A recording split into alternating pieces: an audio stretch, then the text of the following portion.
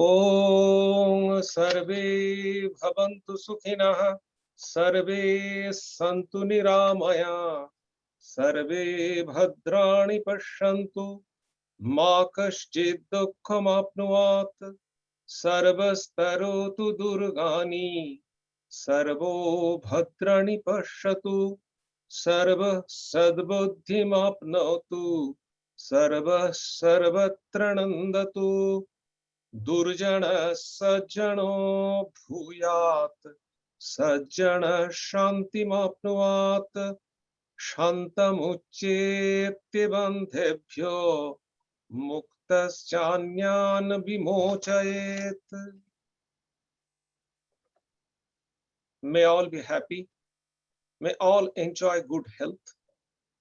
May all see happy events. May all be freed from miseries. May all be freed from dangers. May all realize what is good. May all be actuated by noble thoughts. May all rejoice everywhere. May the wicked become virtuous. May the virtuous attain tranquility. May the tranquil be free from bondages. May the freed make others free. May the Supreme Spirit, the presiding deity of all sacred activities, be satisfied. For he being pleased, the whole universe feels satisfied. Om, peace, peace, peace be unto you all.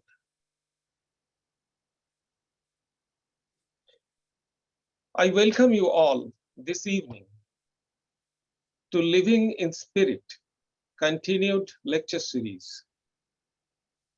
Living in Spirit is a special continued lecture series hosted by the Vedanta Society of Berkeley, where the eminent academics and experts from diverse fields explore and explain ways in which their disciplines can help individuals realize their boundless human potentialities and the approaches to manifest it. This evening is our first Living in Spirit lecture in the current year. We hold the Living in Spirit lecture in person, but due to pandemic, like last year, this year also, we are holding the Living in Spirit lecture on Zoom. Swami Atmapriyananda ji is the speaker of the Living in Spirit this evening. Swami Atmapriyananda ji, Pro-Chancellor of Ramakrishna Mission, Vivekananda Educational and Research Institute, is a revered scholar and recognized academic. The Swami holds a PhD in theoretical physics and joined Ramakrishna Order of Monks in 1978. Swami Atmapriyananda ji is an expert in Ramakrishna, Vivekananda and Vedanta literature, and his excellence lies in interpreting the Bhagavad Gita and Upanishads. Recently, in February 2021, Swami Atmapriyananda ji was awarded DSc by the Indian Institute of Technology, IIT Kharagpur, for his outstanding achievements. We are honored that Swami Atmapriyananda ji has kindly accepted our invitation and will enlighten us on how to actualize Swami Vivekananda's vision. The tri-abstract Advaita must become living poetic in everyday life. So it is a kind of practical Vedanta that Swamiji is going to teach us this evening in Living in Spirit. Without much ado, I would request Maharaj to start his lecture. Please, Maharaj.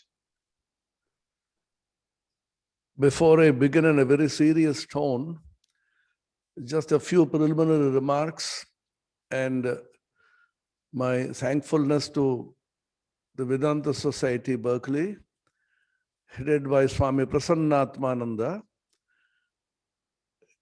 We were working as colleagues in the Ramakrishna Mission Vidya Mandira, which is a premier college in Bengal, just near Belur Math.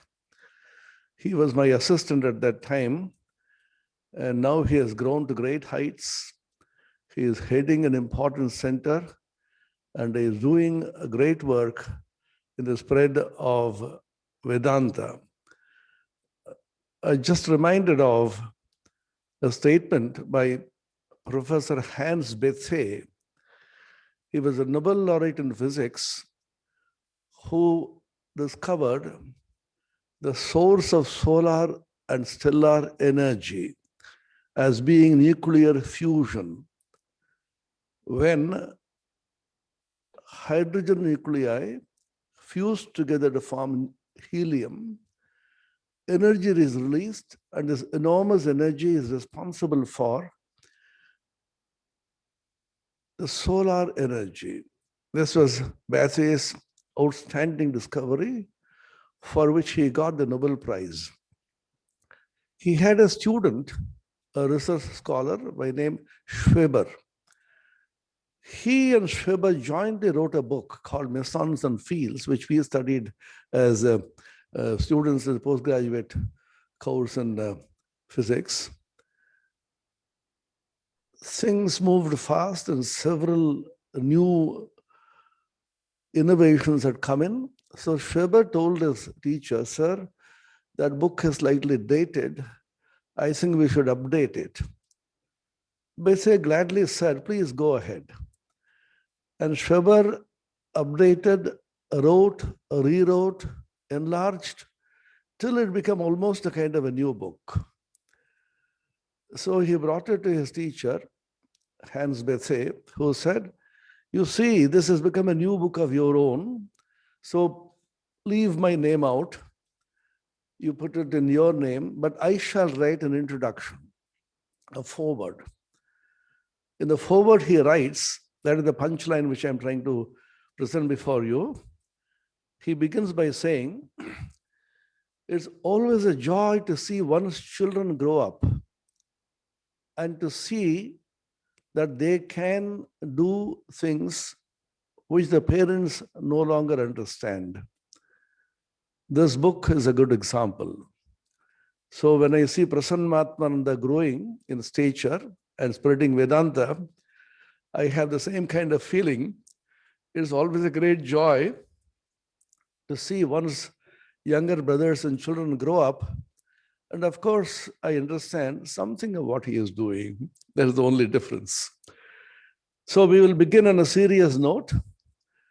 The title today of the talk, as I said, is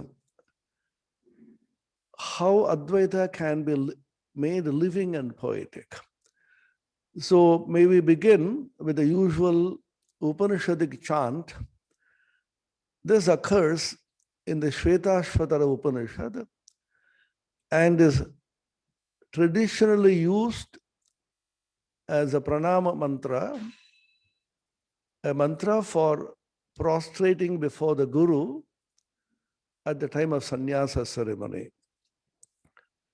Om yo brahmanam vidadhati purvam yo vai vedanscha prahinoti tasmai tam hadevam atma buddhi prakasham mumukshurvai sharanamaham prapadye. As a seeker of liberation, I take refuge in that supreme principle embodied as the Guru, who gave the Vedas at the beginning and empowered the seers to teach these Vedas, and who grants liberation out of his grace. Om Shanti Shanti Shanti. Om Peace, Peace, Peace. The title of the talk is taken from a letter from Swami Vivekananda, dated 17th February 1896. It occurs in the 5th volume of Swami Vivekananda's complete works. It's an extraordinary letter which Swami Vivekananda wrote to Alasinga Perumal. As you know, Alasinga Perumal is a very dear disciple of Swami Vivekananda from Madras. Swamiji used to depend upon what he called my Madras boys. They were responsible for collecting the funds and constantly enthusing Swami Vivekananda to go abroad to preach. If it were not for Alasinga and his group of enthusiastic young men, we would not be here discussing Vedanta. Swamiji was hesitant, as you know. He did not know whether to go or not to go. Although he had repeated visions that he should go, although he knew that the Parliament of Religions was being held only for him, he said that also. But once again, the cloud of suspicion and doubt came. That is Avatara Leela, the great sport, divine sport of the incarnation. But it was Alasinga Perumal and his young friends who repeatedly urged Swamiji, you have to go. You are the person who will be able to represent Hinduism in the truest, fullest, and most liberal sense. Ultimately, as we know now, it was Sri Sharada Devi's blessings that made Swamiji go, take the final call. There is the power of Shakti, as you know, and he wrote several letters to Alasinga Perumal, severely scolding him in many of them. Such a severest rebuke, very few people would have borne. And all of you know Swami Vivekananda's language when he gets angry. And he used to say, when roused, I can speak fire. And it is fire indeed, but fire which is very cool and elevating, burning out all that is undesirable. Alasinga bore with all this, faithfully served his guru, and died at a very young age, as most of Swami Vivekananda's disciples did. I always funnily think the difference between the disciples of Sharada Devi, the Holy Mother, and the disciples of Swami Vivekananda lies in the fact Sharada Devi, being the mother, used to bless the disciple, Dirghayuho, live long, live healthy, live happily. And most of them were nonagenarians, as we know, Swami Vireshwarananda, Swami Abhayananda. They crossed 90, most of them, because Mother blessed them. And what was the blessing of Swami Vivekananda? I love you ever so much that I'll be most happy to learn that you killed yourself in the service of others. So most of them died young, including Goodwin, who passed away even when Swami Vivekananda was alive. So that apart, Alasinga Perumal got this letter from Swami Vivekananda. You should remember, great prophets like Swamiji do not systematically develop any philosophy. Many scholars have said, oh, Swami Vivekananda cannot be called a philosopher at all. He has not developed a system. The answer to this is, these people don't develop systems. They throw ideas give inspiration, out of which lesser mortals develop systems. They are like the rishis of the Upanishads. They throw ideas, they throw inspiration. As Swami Vivekananda once said about the rishis, they did not compose, they did not write. Music flowed from their hearts. When music flows, you don't systematize. Systematization through the intellect kills the inspiration. As St. Paul said, which Vivekananda quotes in the Inspired Talks in Thousand Islands, the letter killeth. If you systematize, if you put it in a format, then the whole spirit of the teaching is lost. But it is necessary to put it in a format. So lesser people come later on, they're called acharyas. People like Sri Ramakrishna, Swami Vivekananda, avatars, who throw ideas, like Sri Krishna, for example. The Bhagavad Gita, there is no systematic development of a particular theme. He talks about bhakti everywhere, jnana everywhere, yoga everywhere. Some people have tried to rearrange the verses in order to bring a system, but kills the spirit of the original book.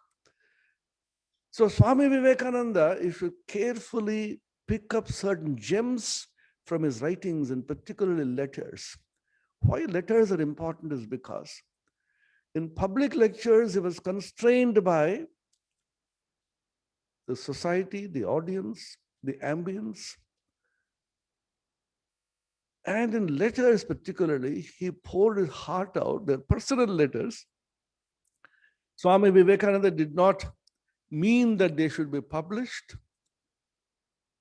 And they are directly from his pen. The original letters are still preserved in the archives at Belur Mutt in his own writing.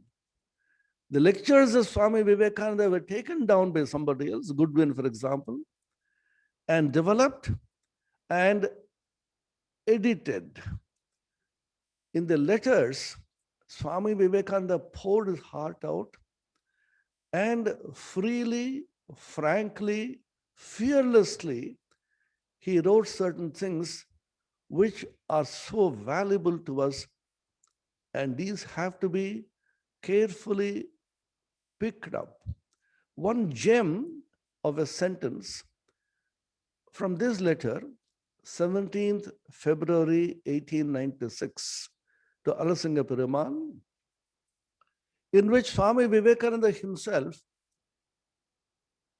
describes his life's work. What is the mission for which he came? There's a great lecture by Swami Vivekananda, My Life and My Mission. But this particular sentence in this letter epitomizes, summarizes in a nutshell what exactly he came to preach in the name of Vedanta. This particular sentence, which I have titled my talk, is a part of this sentence. I quote the whole sentence. To put the Hindu ideas into English and to make out of dry philosophy, intricate mythology, cool, startling psychology, a religion which shall be simple, easy, popular, and at the same time meet the requirements of the highest minds is a task only they can understand who have attempted it. The dry, abstract Advaita should become living, poetic in everyday life.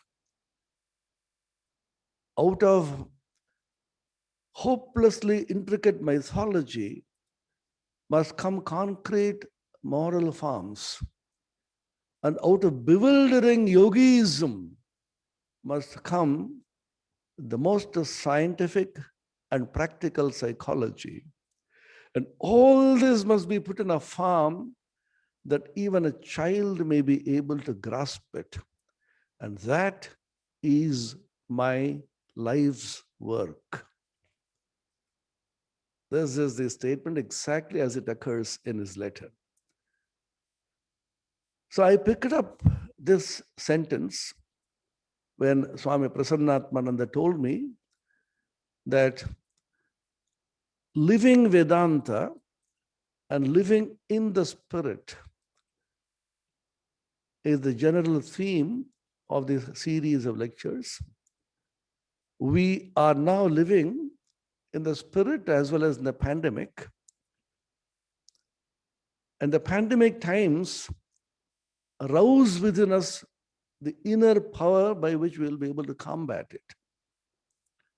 The power of the spirit which can overcome all the external obstacles, which are called in Vedanta as dukkhatraya, three kinds of sorrow.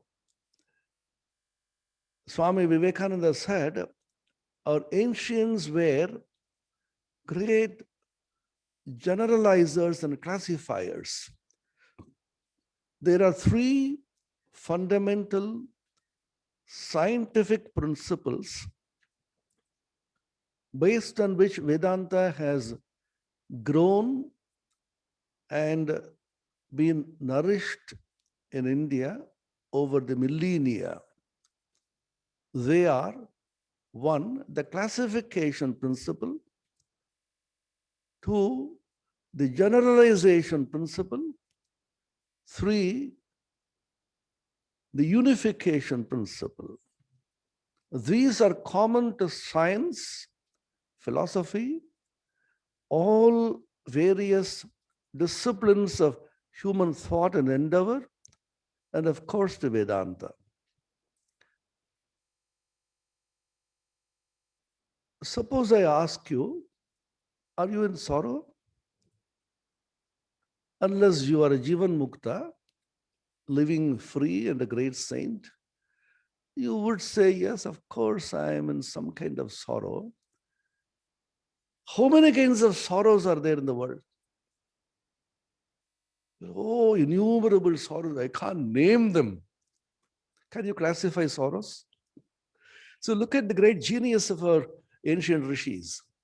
They classified even sorrow. How many kinds of sorrows can be there and how they can be classified? As most of you must have gone through the elementary physics and chemistry course in schools. We must have read about the periodic table of elements.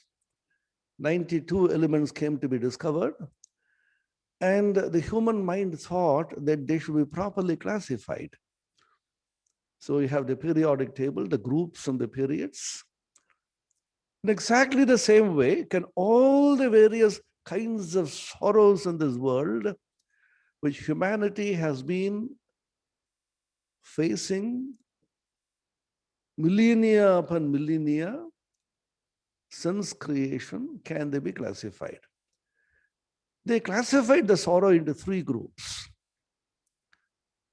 The commonest sorrow coming from your mind and body, toothache and stomachache and backache. When you keep growing, your knee problem, you can't squat properly, you can't eat well. So the body gives you enough sorrow, and the mind also. Mind is not well, I'm slightly upset. I can't meet my son and daughter living far away. This pandemic has completely taken away all the joys which I had. We can't meet in person, but this technology has helped us to unite. This is called the internet. Internet is called the Hiranyagarbha in Vedanta. Hiranyagarbha is the cosmic mind.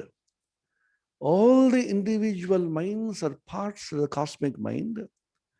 And every thought that an individual thinks is uploaded in the Hiranyagarbha can be downloaded by anybody, anytime, from anywhere.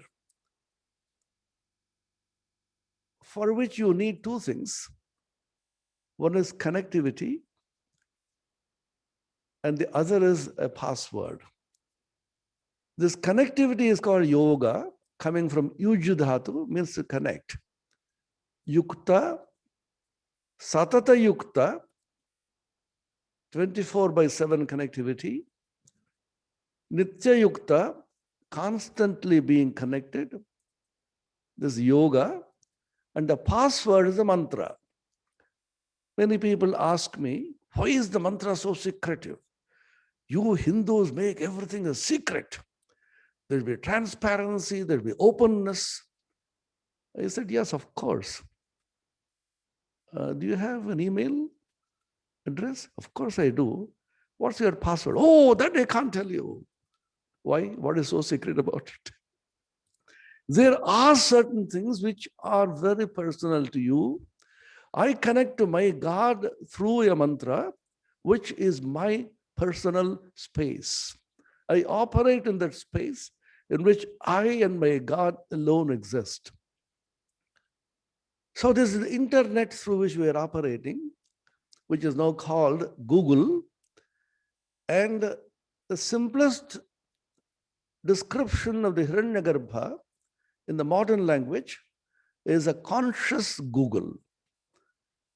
If Google had consciousness, that will be the Hiranyagarbha. So you connect. So the body and the mind have their own sorrows. It's called Adi Bhautika, Adhyatmika Dukkha.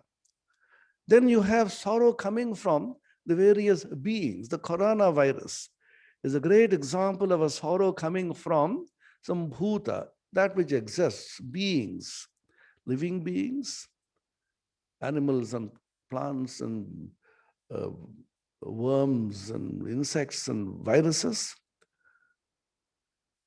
It's called Adi Bhautika Dukkha. Then the third is the Adi Daivika Dukkha, over which we have little control, a tsunami, a super cyclone, earthquake, forest fire. Sometimes people say many of them also are man-made, we don't know. Extreme environmental activists blame man for everything. So these three kinds of dukkha can be removed only by Atma Jnana. That is the testimony of the Upanishads and Vedanta. Dukkhatraya, threefold sorrow, Adhyatmika, Adibhautika, Adidaivika, are removable and removable only by self-knowledge. Knowledge of who we are, where we came from, what is our destiny, what is the real nature of our being. An investigation into the real nature of life and existence and beings. This investigative science is called the science of Vedanta. Remember, Vedanta is not a system, it is not a philosophy either, it is not metaphysics, it is not religion, it is not theology, but an investigative science into the inner spirit of man. This is the difference between religions which have a book, swear by the book, and go by certain doctrines and dogmas. In India, in the Hindu religion, we have a book, we have doctrines and dogmas, but these are considered secondary only to the science of investigation into the inner spirit of man, which is an open-ended science. You and I also can contribute now to this science, just like the various discoveries and sciences are not closed. New discoveries are coming up. Just the other day, maybe a week ago, there was an experiment reported in particle physics. Most of you must have seen this. About a muon, a particle, behaving in a very funny way. This has been experimented again and again. And the scientists have confirmed that this behavior of this muon is true. And the theorists are scratching their heads to find out how this can be fitted into what is now the standard model in elementary particle theory, the supersymmetry and so on. And in the world of elementary particle theories, there's a great commotion going on. This is science. You add on new knowledge based on certain new discoveries, and even that doesn't get closed, you move on. Some of the theories which existed, if they are proved wrong by new experiments, discard them fearlessly and move on. As they say, funnily, the corridor of science is littered with the skeletons of discarded theories. You keep moving. You see a skeleton. What is this skeleton? Oh, it is Newton's theory. Oh, move on. What is this theory? This is Einstein's theory. You move on. So an investigated, open-ended, fearless search into the inner spirit is what is Vedanta. And none of these great masters of Vedanta claims that he or she has discovered anything new. But there's nothing new in this world. All that exists is discovered, as we say, discovery. You cover and uncover, discover. The truth is covered by ignorance, ajnana, and you uncover it and discover it. The truth exists. And newer ways of looking at the truth are discovered. And the human mind gets enriched by looking at truth from innumerable angles of vision. Advaita system existed long before even Shankaracharya came into the picture. It is not that Shankaracharya, the Bhagavan Bhashyakara, the commentator, who was a great protagonist of Advaita Vedanta, discovered it. No, it existed long ago, and he added a new thrust, a new impetus, and made it the living force. Centuries passed, and as time goes on, as we say in physics, the law of entropy, slowly the degree of disorganization grows. There is a decay. Once again, a great Acharya, Avatara, comes up and rediscovers, revivifies, and puts new energy and strength and life into this philosophy. This is exactly what Sri Ramakrishna and Swami Vivekananda did. Advaita Vedanta was supposed to be for scholars at its worst, and at its best for those tapasvis, renouncers, ascetics, meditating in the caves in the Himalayas and the forests. Swami Vivekananda boldly declared the Vedanta, which was in the caves and the forests, shall now be brought and scattered in the marketplace, in the various malls, supermarkets. Vedanta will be sold. Sold not for money, not as a commercial product, but it shall be available as a sanitizer, as we now know, is freely available everywhere. Sanitize yourself. So it's a supreme soul sanitizer, freely available everywhere, and your daily life can be transformed, metamorphosed, and elevated by a dose of this Advaita Vedanta. So Swami Vivekananda said, the dry, abstract Advaita should become living and poetic in everyday life. Why poetry? Poetry is elevating, not only penetrating, but very soothing and calming your nerves and gives you great delight. So the Vedanta is a poetry. Vedanta is a music, not only to the ears, but to the soul. And the Advaita Vedanta, Swami Vivekananda believed is the simplest that can be taught. Many of us think that the Advaita is a very complicated system, and we, claiming to be very ordinary, say that we are ordinary mortals caught up in the daily rigmarole of existence, getting up and taking tea and going to the office and coming back day after day, going through the same kind of rigmarole. We can't grasp the high principles of Advaita Vedanta.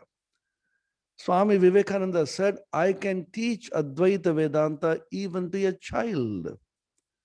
It is the simplest because it is concerning ourselves.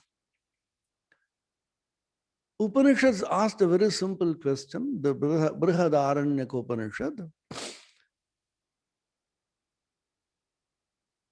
What is the most favorite, most beloved subject in the world for you?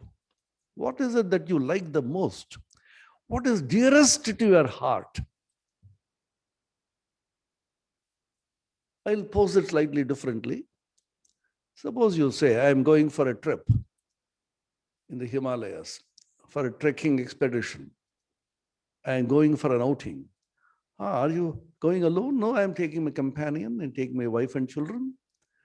I am taking my friends. Suppose you say, I am going alone. And somebody asks you, you are going alone? Are you taking yourself? Are you mad? How can I go without taking myself? The fortunate or the unfortunate thing in life is wherever you go, you have to be there with you. I can't go alone anywhere without taking me. My body, my mind, my intellect, all the various predilections and prejudices and concepts which I have formed since childhood, all of them have to go with me wherever I go. And that is the good and bad thing. I go alone somewhere and then keep meditating. Hundreds of thousands of negative thoughts come and impinge upon my mind and disturb me. Or when I'm alone, I feel great peace and elevation. Which means that I have to be with me all the time. And that entity called the I, which has to be with me all the time, which is inseparable from my existence, that should be the most beloved because it's with me all the time. That is the most interesting subject, most important subject, and the most beloved subject, and the dearest subject. Unfortunately, Vedanta says, we do not feel like finding out more about that subject. Give a very worldly example. When people are in love, they try to know about what the other man or woman is thinking. What is she eating? What is he dressing about? What is he talking? What is he like? Constantly they are concerned and worried about what the other man or woman is about thinking, dressing. So your whole mind is given to that person who you love. If the I is the most beloved, would you not spend all your time thinking about what is it about? What is the nature of this I? How does it emerge? Where does it come from? Where does it ultimately go? What is the real nature of this I? You should be deeply absorbed in it, provided you felt that it is your most beloved. Vedanta tells you, just turn your eyes within, called Avritta Chakshu in the Kathopanishad. All the senses which are outgoing, not by our fault, the Creator God, whoever He is, turned all the senses outward and killed us. And therefore, they're running outside. A man of discernment, a man of spiritual wisdom, turns all the senses inward in order to achieve immortality. Turn it inward and ask a fundamental question about who this I is. This is Advaita Vedanta. And it is not that we do not know what is the I. We know. Long ago, I heard that the American Psychological Association made a survey. You know, these associations in America keep making surveys. Something they have to do.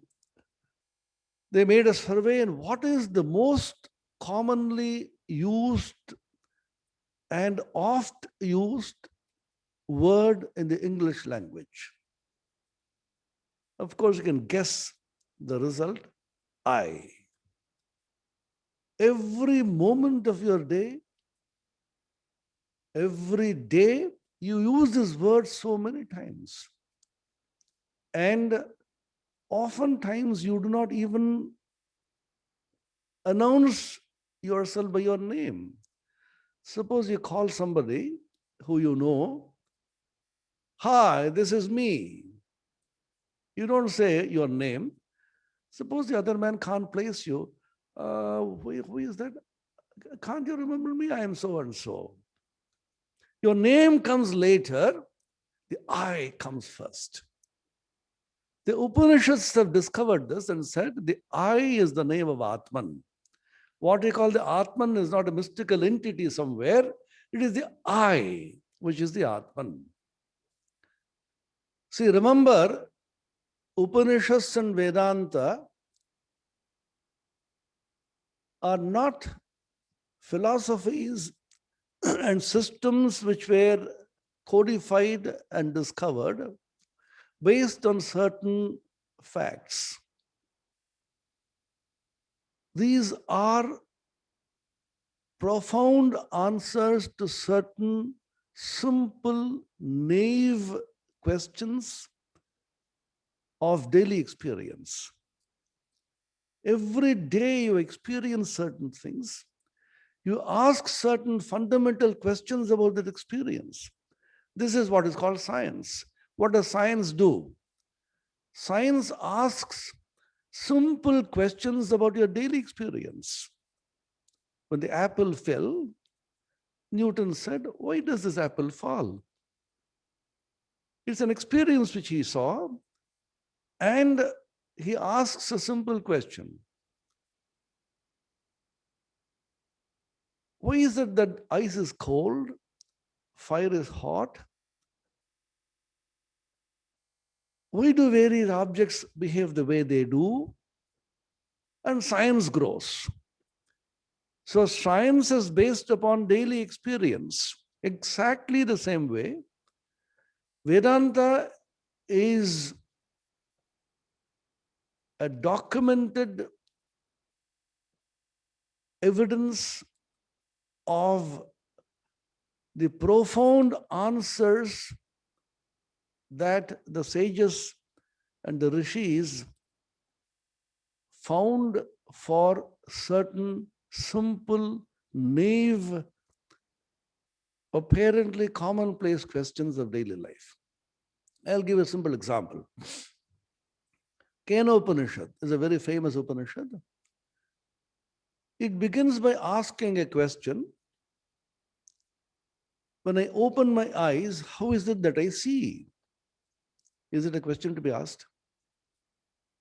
Our children ask us questions. And we, the elders, snub the children. Hey, don't ask silly questions. The answers to these silly questions is a great discovery. Albert Einstein was asked once, how did he come upon this great theory of relativity? He smiled and said, you see, when we are children, we ask very inconvenient, uncomfortable questions of our parents. And it looks so funny to them. And when we grow up, the so-called education takes away all these fundamental investigative questions. That is the wonderful gift that education gives us. You educate yourself into going into a shell by which all the questions are completely silenced.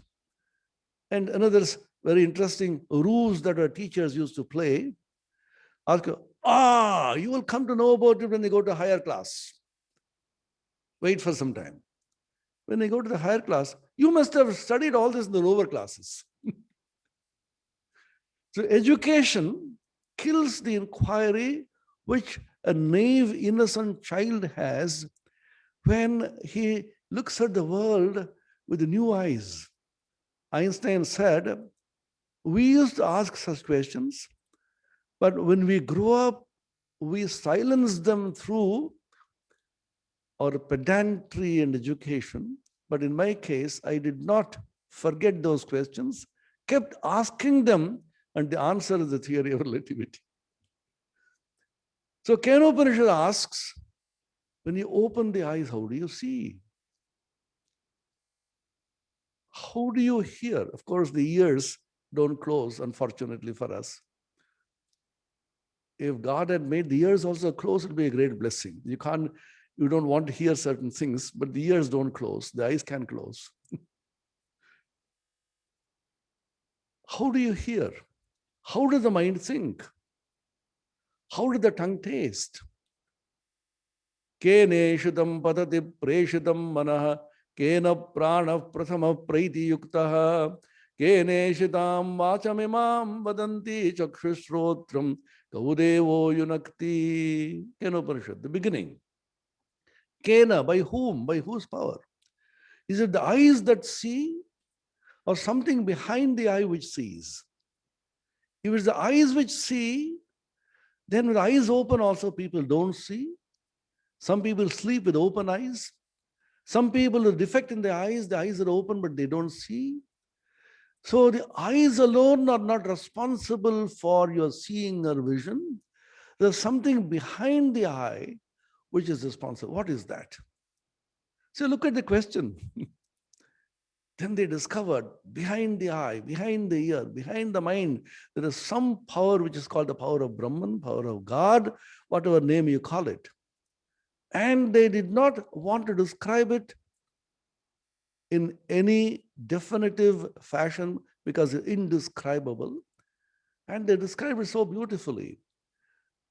It is the eye of the eye, ear of the ear, mind of the mind, the prana of the prana.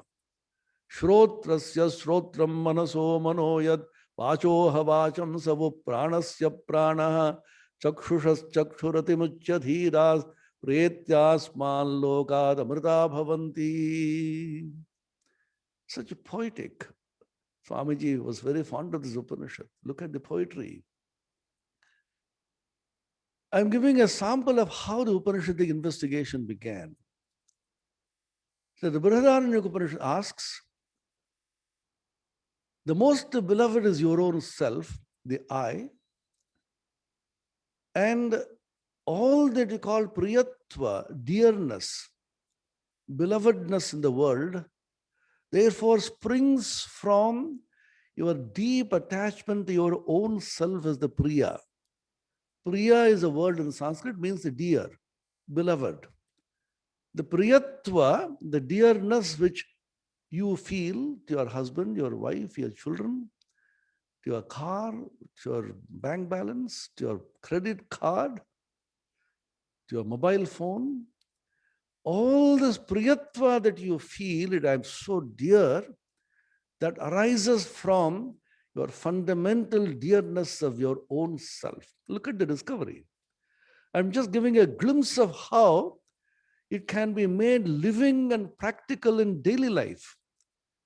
Because in daily life, you have to be with you all the time. I always used to funnily think, I can't go away from myself wherever I am. So since I have to live with myself, fortunately or unfortunately, why not I try to love myself? What is myself? Is it the body? Is it the mind? Is it the intellect? If it were, then the body decays, body gives me troubles, it can't be. That which decays and dies can't be the ultimate spirit. Because that which is ephemeral, changing, cannot be the source of any joy in me. If I am dear to myself, it can't be this body. Some people are very fond of their teeth. I have very strong teeth, see, when they smile. But the poor teeth also fall off. You see them at the age of 97. What has happened to your teeth? Oh, teeth have fallen. You are so fond of your teeth, the teeth went away. You're fond of your teeth, you're fond of your body, you're fond of the glow of your skin. All of them leave you after some time. So they can't be you. What about your mind? I remember everything. I have very good memory. And a time comes you can't remember anything. You suffered with dementia, you forget everything. What about your intellect? I wrote a book. Now it's very easy these days to write books thanks to Google. You have to intelligently copy paste. But you have to do it intelligently. You'll be caught with plagiarism. I write a book and I'm very fond of that book. I'm extremely delighted I wrote this book. And I give it to everybody. After some time, that book is challenged by somebody and somebody writes a better book. Your books do not any longer sell. That makes you sad. So my intellect can't be me. My body can't be me. The mind can't be me. The intellect can't be me. So which is the me? See how a very simple investigative process into your sense of belovedness, which is a very common feeling with every one of us has. The feeling of love, feeling of affection, the feeling of belovedness, the feeling of being dear. This is the most common feeling in animals, in insects, in human beings, everywhere. The power of love. Now, what is the source of this love? See how these rishis were investigating into simple emotions. What is the source of it? They found that the source consists in me loving myself. It is not selfish love. It is not self-centered. It is self with capital S rather than small s. This is the difficulty in English.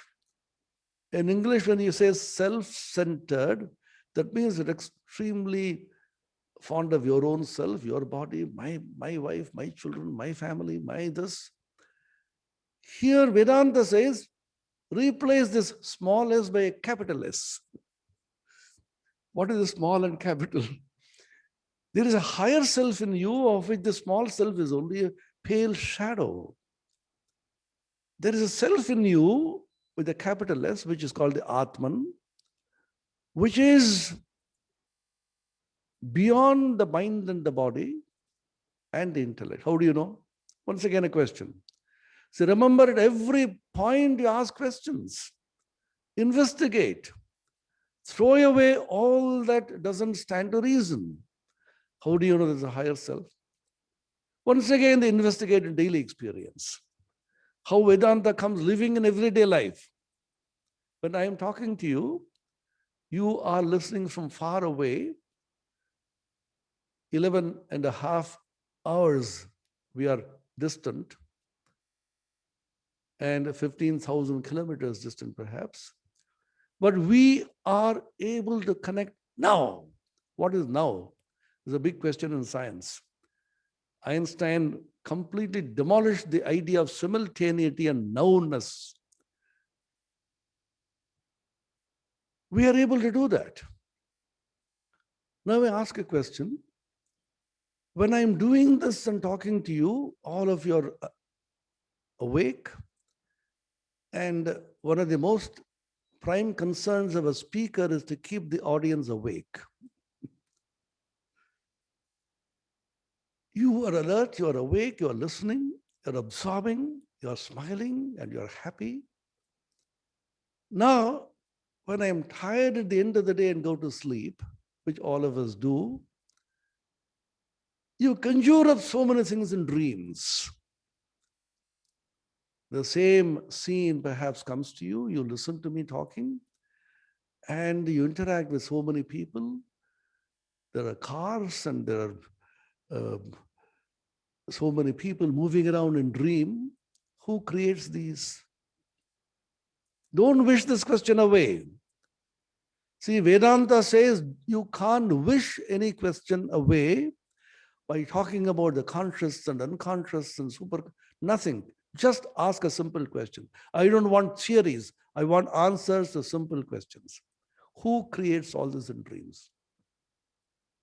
It's me, because nobody else except me. It's my mind, my samskaras. But they are real objects at that time. Don't say they're unreal, because you didn't know that they were unreal when you were dreaming. You come back and say, oh, it was a dream, it is unreal. No.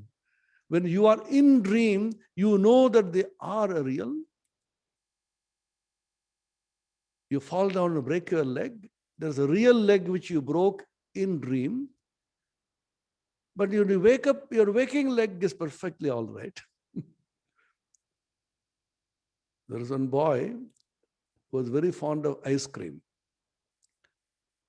So in dream, he went on eating ice creams. So many different kinds of ice creams. He was offered one more chocolate ice cream. He was grasping it and dream broke. The boy cried and cried. Why do you cry? I could have finished eating the ice cream and then woken up. So this dream experience is real to you when you are dreaming. You can't wish it away. And you have created all the objects from out of your own mind. Remember, you become a creator at that time. This is Vedanta. Vedanta says the consciousness has the capacity to divide itself between us as a subject and an object. I have not created all of you. God has created you. But here I play God. I become a creator. I create objects, men, women, from out of my own consciousness, which proves by experience that consciousness has the capacity to divide itself into a subject and object and create. I become terribly fatigued and go to deep sleep, dreamless sleep.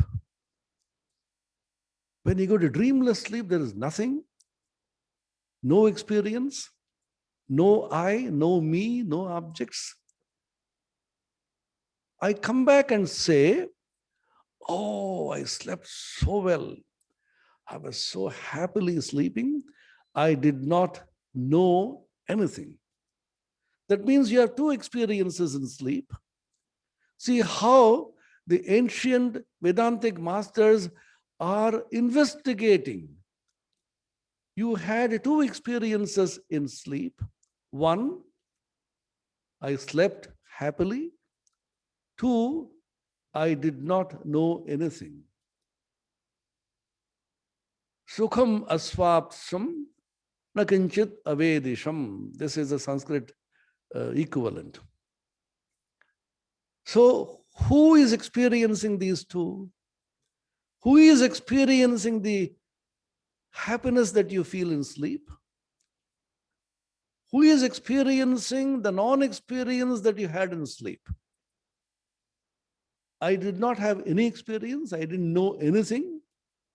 But who says I did not know anything? Who is the I? Don't wish this question away and saying, I'm not interested in sleep and all that. I'm interested only in this state of waking. If you are, then you are not a scientist. A scientist is a person who will take the totality of experience.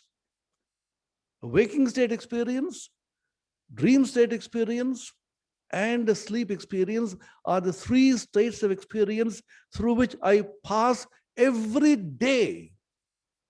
And I have to find out who is the I. One tentative answer they came to, just like scientists. In science, what we do is come out with a particular theory and see how it goes. Yeah, I propose a theory. There is an I in the waking state. There's another I in the dream state. There is a third I in the deep sleep state. Why do I say that? Because the experience of the waking state is contradicted by the experience of the dream I. I'm a footballer and I kicked the football so powerfully and it went into the goal. I was a race celebrity and I had a crack in my ankle. I broke my leg and I am lying in the hospital with a sling and I'm dreaming again that I scored a goal. Which is the I which is real? The waking I is lying down in the hospital with a sling, and the dream I is scoring a goal, and the deep sleep I doesn't know anything. So are there three I's? They investigated still further and said, no, there can't be three I's. You can say there is one supreme I, of which these three I's are but modes of expression. Mark this word mode, just like in science. This I expressed in three modes. In the mode of waking state, it has an experience. In the mode as a dream, it has another experience. In this mode of the deep sleep, it has an entirely different kind of experience. So what is that I of which these three are modes? They went further and discovered that supreme transcendental I, which is manifesting and playing as the three modes, that I, indestructible, undecaying, supreme, is called the fourth I, if you want to call it fourth. Turiya is called the Chaitanya, called the Atma Chaitanya. Why I am mentioning all this is to impress upon all of us that by investigating daily experience, we can experience the Atman. Advaita Vedanta says the Atman is experienced here. Just like the belovedness which you feel for your wife and children and husband and your things which you possess, that belovedness arises from the Atman, and the awareness that you feel in the waking state being contradicted experientially in the dream state, and both of them contradicted experientially in the deep sleep state. There is a supreme awareness which places 1, 2, 3, just like in the car, you put first gear, second gear, and third gear. You play among these three, but you are the supreme, undecaying, unchanging I. This can be brought to bear upon your daily experience. What is the usefulness? Even when you are moving around in the waking state, remember there's an I which is watching. It's called a Sakshi Chaitanya, a witness awareness, which is allowing the I to play in three modes. So keep the Sakshi Chaitanya awake and alert, and always identify yourself with the supreme consciousness called the Atman. You can do it. It is a practice which is doable, which is easy, and which is So easy that you don't require any extra time and energy. Whatever you do, you're driving a car, you are operating the computer, and you are talking to your neighbor, whatever you do, remember that there is an eye which is watching all this, which doesn't participate in all the activities, but allows all the activities to go on.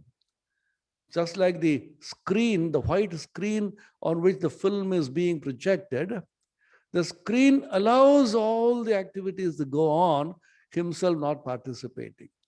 There's a non-participating, undecaying, supreme awareness, the I, which is the back of everything, which is the Atman.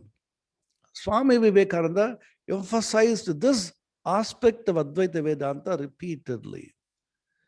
He said even a child can be taught Advaita Vedanta, and he said, teach this Advaita to everybody. If a fisherman thinks he is the Atman, he'll be a better fisherman. If a lawyer thinks he is the Atman, he'll be a better lawyer. If a student thinks the Atman, he is a better student, and so on. What does it mean? That means that you always bring this awareness of the Atman consciousness to bear upon all your activity in the waking, dream, and deep sleep state, and stay put with that Atman, which nobody can shake. In these times of pandemic, the whole world is panicking with the tiniest of the tiny Corona COVID-19, which has completely shaken and pulverized the pride of man. How do you remain calm? How do you remain stay put? You are the undecaying Atman. Tell yourself, repeatedly remember this. At the moment, it may appear theoretical, it may be intellectual, but anything which is truth, constantly meditated upon, will become real tomorrow. That's why the Brihadaranyaka Upanishad says, Atma vareva are drashtavyaha. This Atman has to be realized. How? Shrotavyo mantavyo nididhyasitavyaha. It should be heard about. It should be reflected upon seriously. And one should get absorbed in this thought. Shravana, manana, nididhyasana. Hearing about it from the scriptures, from the acharyas, because that is the truth, from those who have realized it, reflecting upon it repeatedly, and ultimately getting deeply absorbed so that you can't be shaken by the worst sorrow. Yasmin sthito na dukkhena guruna vichalyate, the Bhagavad Gita says, established in which the state of supreme consciousness of the Atman, you can't be shaken and agitated by even the worst of miseries. Yasman no dvijate loko, lokan no dvijate chaya, harsha marsha bhayodvegair mukto yas sachame priya. 12th chapter of the Bhagavad Gita. You are not agitated by the world, and you do not agitate the world. Because you are the infinite spirit, ajo nitya shashvado yam purano nahanyate hanyamane sharire, the Bhagavad Gita. You are unborn, undecaying. God is dead. That's what Nietzsche said. The answer to this, when was he ever born? You are unborn, undecaying, undying. It is the body and the mind which are affected, and detach yourself from the body and the mind and remain as a spirit. This is the practical Vedanta which Swami Vivekananda taught. Detach yourself as much as possible from the body and the mind. Things come and go. Things change. Everything is constantly changing. There is a changeless, eternal, undecaying, infinite entity which is you, which is the I, which is your real nature. Identify yourself. Think of this. Dream about it. And you feel great peace. Try this. These are not theories. They have been tried, attempted, and practiced millennia upon millennia by hundreds of thousands of people in India, till it has become a habit with people. The resilience we talk about in the times of pandemic. What is the resilience which is required the resilience, not the mind and the body, the resilience that you are the spirit. I will end with a story by Swami Vivekananda in the life of Alexander the Great. Alexander came to India in his mission of completely conquering the whole world. And he saw one holy man, a rishi, sitting quietly on the bank of a river and meditating. By seeing his face, Alexander was so deeply impressed. The calmness, the tranquility, the joy. Then went to him, said, "You are so peaceful and calm. I have need of you. I will take you to my country." Then the saint opened his eyes and said, "Please don't disturb me, sir. I'm quietly sitting here enjoying the sun. You get lost from here." Alexander got so furious. "You know who I am?" Said, "I do not know, nor do I care to know, but please don't disturb me now." Then he took out his sword and said, "This moment I can chop off your head and kill you." Then he laughed and laughed. "Why are you laughing? This is the greatest lie that you could ever utter. Can you kill me? This body may be killed by you and you think it's killing. I am that infinite spirit whom nobody can kill. Nainam chindanti shastrani nainam dahati pavakaha nachainam kledayantyapo na soshayati marutaha." The Bhagavad Gita, second chapter. This Atman can't be killed by a weapon. Atman cannot be dried by air. Atman can't be wetted by water. Atman can't be burnt by fire. That is the Supreme Spirit. And who can kill whom? I am that infinite spirit. And Swami Vivekananda is fond of telling a story. A mosquito was sitting in the horn of a bull and constantly biting it. After a long time, the mosquito felt bad, said, "Mr. Bull, I will go away. I've been troubling you." The bull said, "Oh, you are here. I never noticed you. Come and settle down on my horn with all your family and keep biting all your life. What can you do to me?" So we are the Supreme Spirit. Emma Calvé was a great celebrity in Paris in those days. As most celebrities are, she was depressed, she was frustrated, almost contemplating ending her life. Somebody told her, "Go and meet a great yogi from India, Swami Vivekananda." She came and met Swami Vivekananda. The moment she entered the room, Swamiji said, "Oh, my child, what a terrible atmosphere you brought with you. Calm down, as if a storm is raging in your heart." She sat down. Swamiji straight looked into her eyes and started talking about certain things which she had not shared with anybody. She became frightened, flabbergasted, started crying. "Swami, how did you know all this? Did anybody speak to you about me?" Swami Vivekananda smiled and said, "Is it necessary? I can see you like an open book." Then he gave her a powerful Vedantic impulse. Don't brood your secret sorrows. You are that infinite self. You are Nitya Shuddha Mukta Swabhava, ever free, ever awakened, ever pure, and assert your real nature. That impulse, Advaitic impulse given by this great man, went straight into her heart. She was almost losing consciousness in Samadhi. She became frightened and cried, "What are you doing to me? I'm losing myself." Then Swamiji told a story, which will be a fitting finale for this talk. The story is, a water drop was falling into the ocean, and the drop was crying bitterly. The ocean said, "Why are you crying, my child?" "Oh, I'm going to lose my individuality as the drop." The ocean smiled and said, "My child, you are not losing your individuality as the drop. You are going to regain your individuality as the ocean. You were the ocean. You went far away, taken by the rays of the sun, and you are coming back to the ocean, to my bosom, to join the trillions and billions of water drops, brothers and sisters like you. Come back and realize your individuality as the ocean. That is a great message of Advaita Vedanta which Swami Vivekananda gave to us. And we are that infinite spirit, and we should go back to the realization that we are infinite. Nothing to be newly attained. You have to realize that which you have forgotten. Ignorance gone through Shravana, Manana, Nididhyasana, hearing, reflection, and deep meditation and absorption, and we will be new men and women.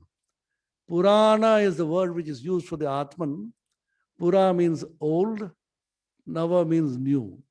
That which is ever old, antique, and ever new, Pura api Nava, is a commentary of Shankaracharya. So we will ever be fresh and new. At the same time, we will know that you are the ancient being. We existed millions of years ago when the sun and the moon were not there, because I am that infinite ocean of consciousness.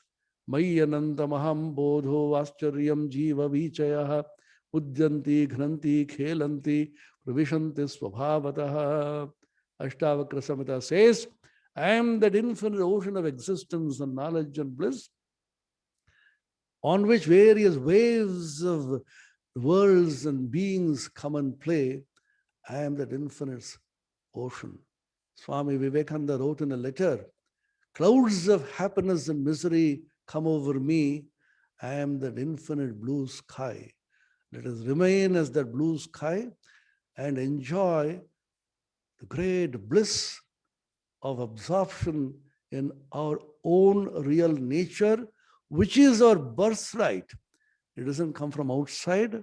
May Swami Vivekananda, Sri Ramakrishna, Holy Mother Sharada, and all the great saints and seers of the past and present, and all the religions of the world help us to attain this state of higher awareness.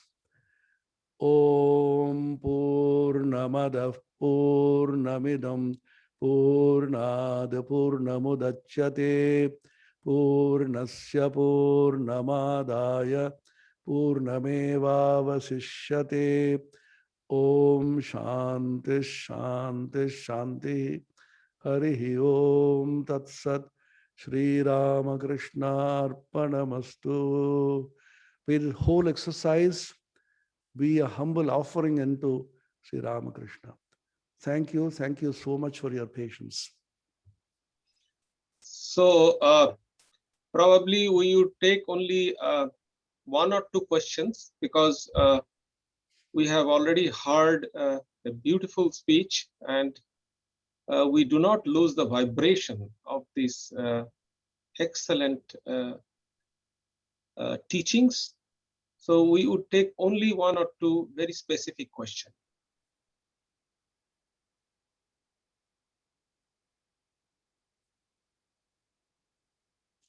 Everybody is silent. People are getting absorbed in the Atman. Silence is the greatest sadhana. Yeah, so I think please raise your hand. Okay, yeah. Krishna, Krish is there. So Krish is, yeah, very pertinent question you should ask. Maharaj, Krish is the student of religion school of Harvard. So he is now questioning you. Yeah.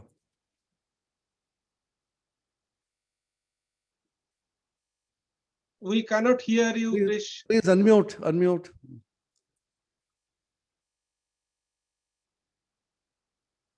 Krishna? He's unmuted, Maharaj. I think there's some issue with his... Unmute. So, unmute, unmute. We can hear now. Come on. No, we cannot, Maharaj. Unmute.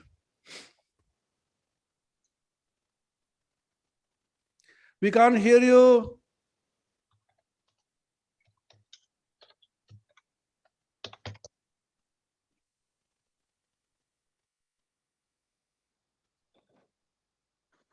Krish, you Unmute. can, yeah, this is Krishna here. Krish, you can actually chat if you have issues with your audio.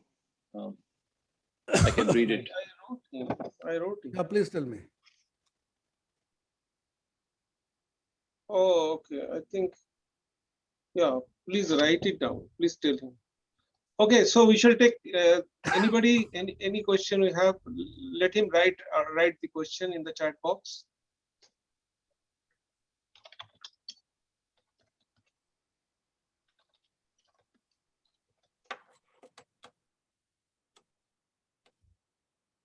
So if there is any question,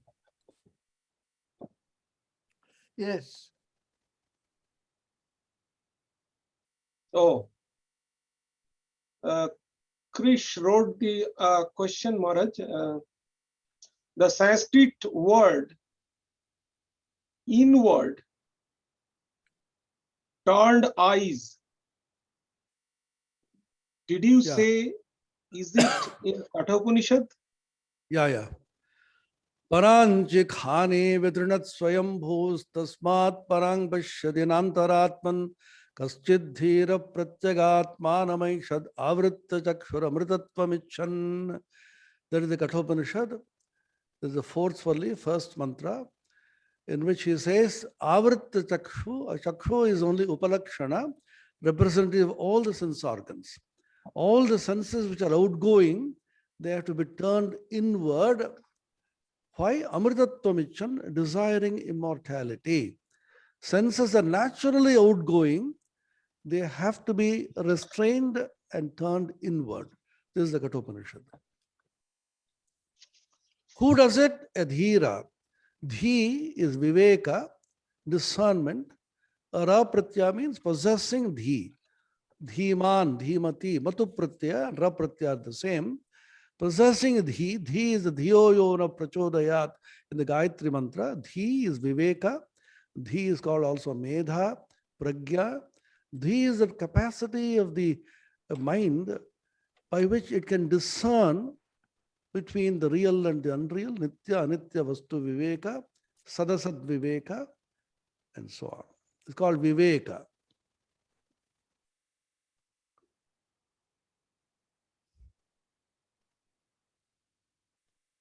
Any other question? I have a question. Yeah. Ramaswamy. Ashneel is Maharaj. He is the student of UC Berkeley.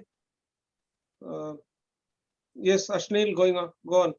So in Swami Vivekananda's writing, in volume 7 of his complete works, he says, never lose heart in eating, dressing, or lying and singing or playing, enjoyment or disease. Always manifest the highest moral courage. Is that idea, or in his writings in volume 7, similar to like living in spirit, to not be apathetic from like what we do in the world? So the idea of the moral courage comes not from the intellect or the mind, but comes from deeper sources.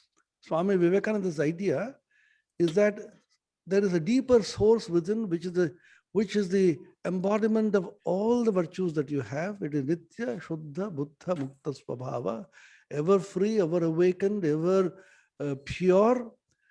At the moment, you may not exactly know it, but you have to realize it through the teachings of the great men.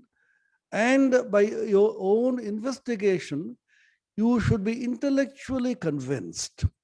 This is called paroksha anubhuti, indirect knowledge, which will become aparoksha as you go on. If you deeply analyze, as I told you, you have to come to the conclusion that is something which is non-participatory witness, supreme awareness, and you are that. The reason is, suppose you were not that. This is the kind of argument which we use in science called, those of you who are mathematicians will know, Reductio Ad Absurdum. That is the method. You take the opposite to be true and go through the whole argument, and you will come up with an absurd conclusion, and therefore what you initially believed was not right. Suppose you are not that, then what are you? You will be identifying with your mind and the body and senses, and all of them are decaying and perishable, and therefore you can never get eternal joy or eternal happiness. And you will be buffeted by all the happenings.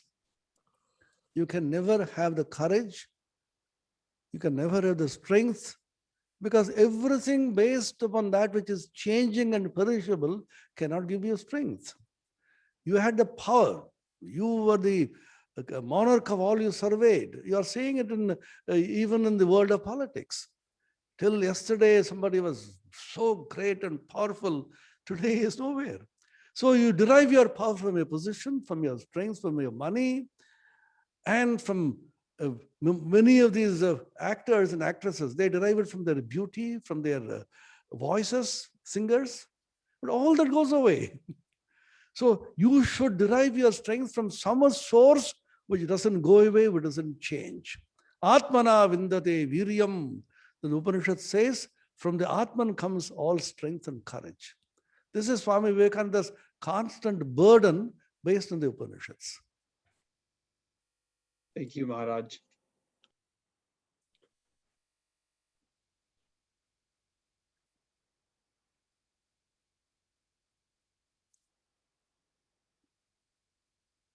I think we should take only one question, one quick question. Gangadhar. Gangadhar has typed Yes, in the chat. Gangadhar. Guys, it's typed in the chat, Maharaj. You can. Okay, so a question is, Maharaj, Atman being our inner reality, always present, why do we need to remind ourselves always, and why not it be spontaneous? And why suffering at all? The answer which Upanishad gives is, it is spontaneous, it is natural, it is eternally present.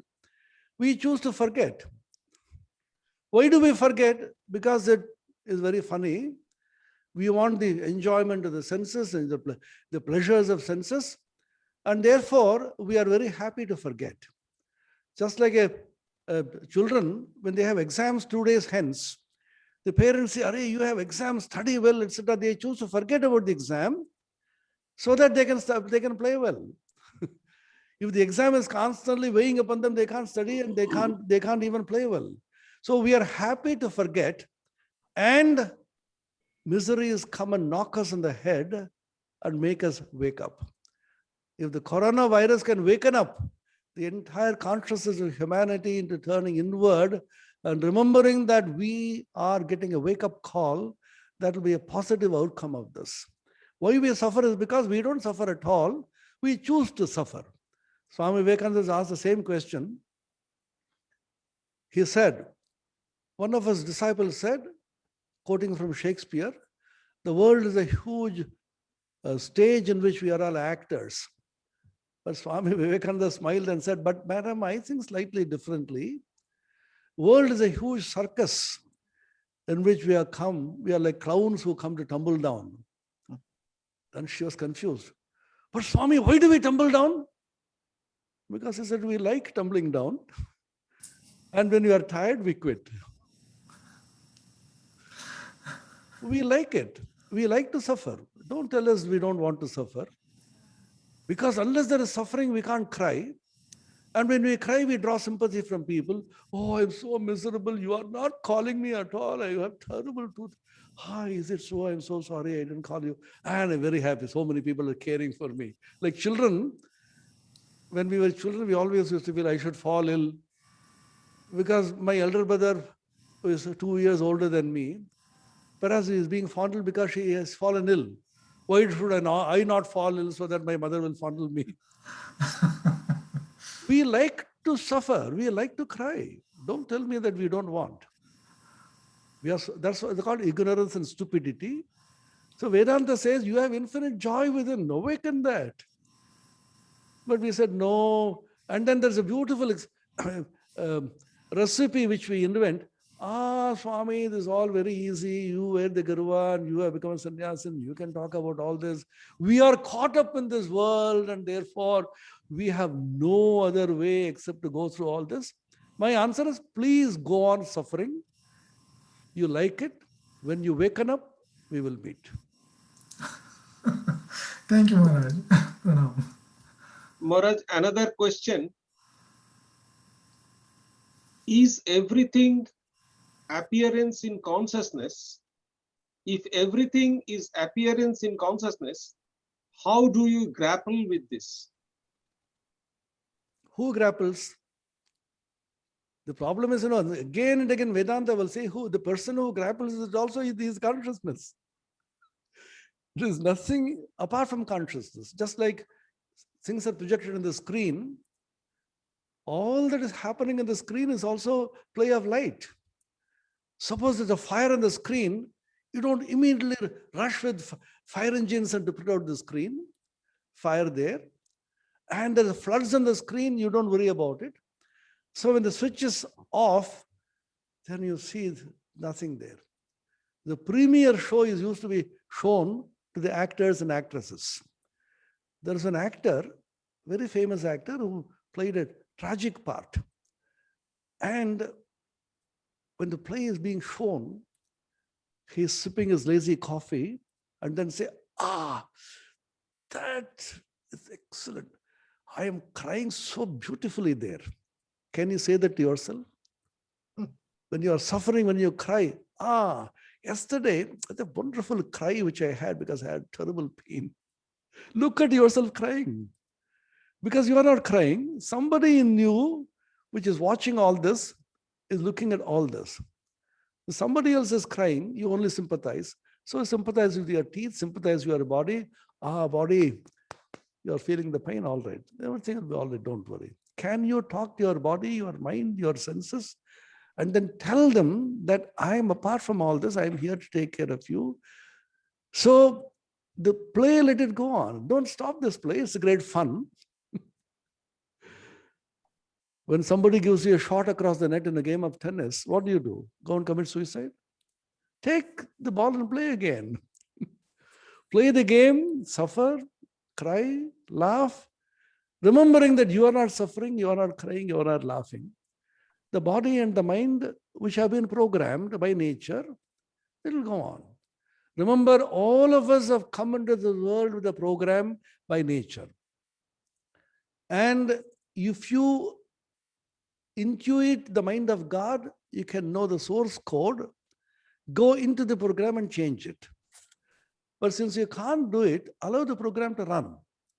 One freedom God has given you to detach yourself from this program and allow things to go.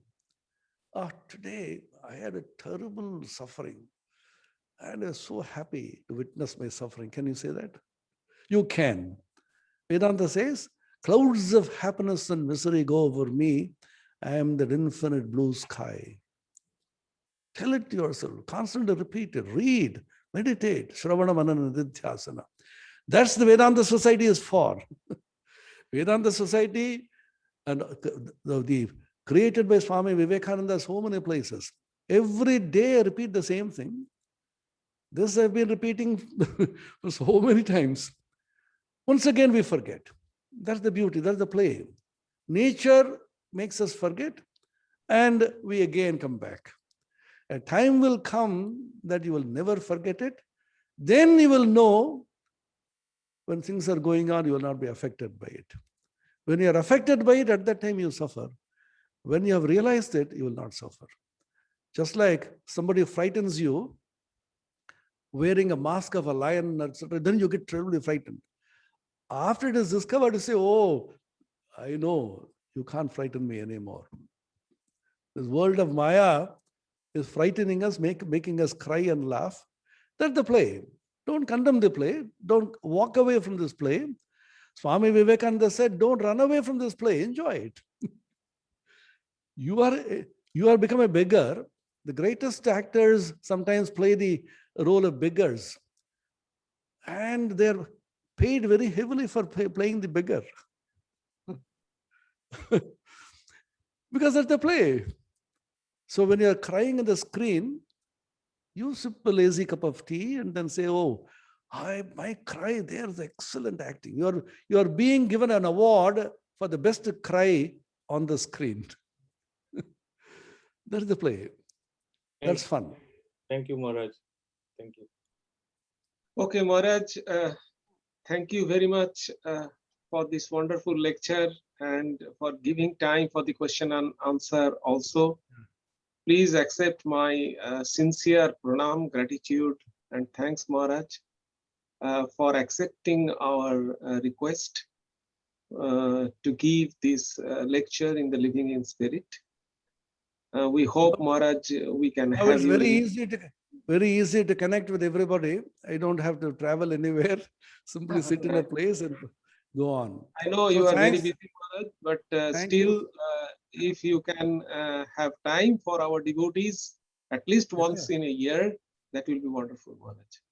Our time is only for people who want to really seek, because there's a great joy to share what you like most. Vedanta is not only bread and butter, Vedanta is the dearest philosophy which we have. And talking about Swami Vivekananda and Ramakrishna gives us the greatest of pleasure. And talking about it to people who are eager seekers gives us tremendous joy. I also feel inspired talking to people like you. Thank you so much. Thank you, Prasanna Atmananda, for calling Thank you, me. Swamiji. Pranam. Pranam, We are- Swamiji. Wait, please wait 1 minute. We have some announcements. So tomorrow morning, we don't have any Sunday morning lecture. And next Sunday also, we don't have Sunday morning lecture. But on 25th April, the following Sunday evening at 7 p.m. Pacific time, we will have Aratrikam and Ramnam Sankirtanam online in connection to Ramnavami and the inaugural of our San Jose house in 1975. So the following Sunday, April 25th at 7 p.m. Pacific time, we will have Ramnam Sankirtan and Arati. It is in person, but we don't allow anybody. You can watch it online, but there will be a few persons who will sing and who will perform the puja, arati, etc. So I request you all to watch Ramnam Sankirtan and the arati the following Sunday, April 25th at 7 p.m. Pacific time. Thank you. Good night. Take care. To stay safe. Thank you. Maharaj, pranam once again. Thank you. Thank you. Pranam Maharaj. Pranam Maharaj. Pranam Maharaj. Pranam everybody.